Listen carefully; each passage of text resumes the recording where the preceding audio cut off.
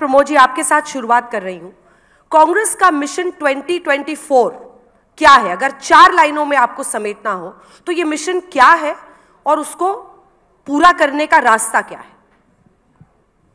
अंजना जी 24 की तो बात करेंगे, हमारे दो बहुत ही काबिल साथी भी मेरे साथ हैं, पर पहले जरा आज की बात कर ली जाए, आज तक की बात कर ली जाए। बिल्कुल।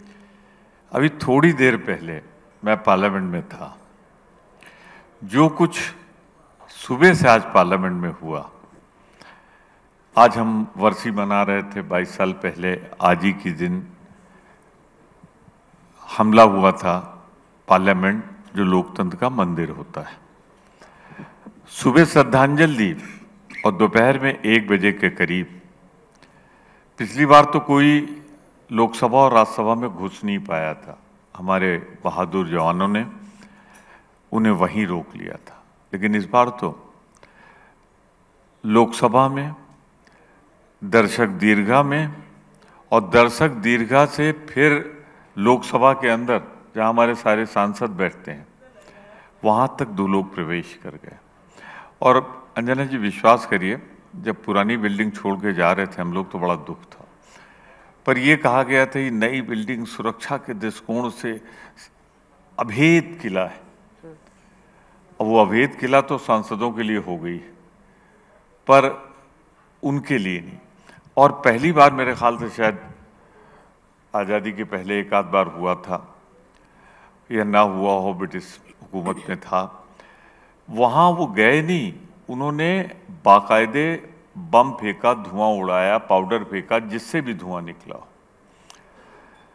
तो सबसे बड़ा सवाल तो ये है कि राष्ट्रीय सुरक्षा से जुड़ा हुआ मुद्दा है।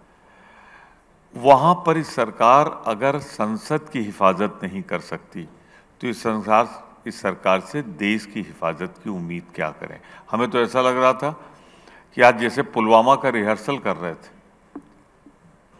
इत्तेफाक देखिए ना, दिन कौन सा चुमा, प्रधानमंत्री जी, गृह मंत्री जी आज शपथ दिला रहे हैं, वो है नहीं पार्लियामेंट के अंदर, और उसके बाद वहाँ पे धमाका किया जा रहा है।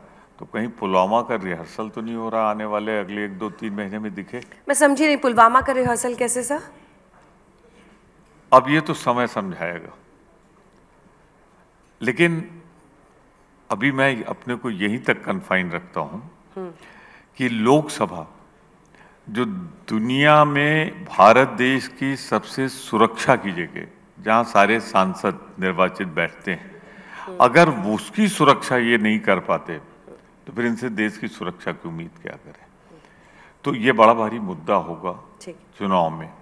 हम सिर्फ अपनी बात इतनी कह लें कि सरकार की असफलताएं आर्थिक मोर्चे पे, बेरोजगारी पे, महंगाई पर, और जो 10 साल पहले काले धन का वादा किया था आएगा, तो इंतजार ही कर रहे हैं। आपका पहुंच गया हो 15 लाख तो मैं नहीं जानता, मैं तो इंतजार कर रहा हूँ। अभी 2 करोड़ रोजगार का इंतजार मैं एक कॉन्स्टिट्यूंसी रिप्रेजेंट करता हूँ, बहुत दिनों तक करता रहा हूँ, वहाँ के लोग कर रहे हैं, देश के लोग कर रहे हैं, कुछ मिला नहीं, महंगाई बढ़ती जा रही है। आज ही देख रहा था खुदरा मूल्यों की महंगाई बढ़ी। तो ये सरकार हर मोर्चे पे असफल है।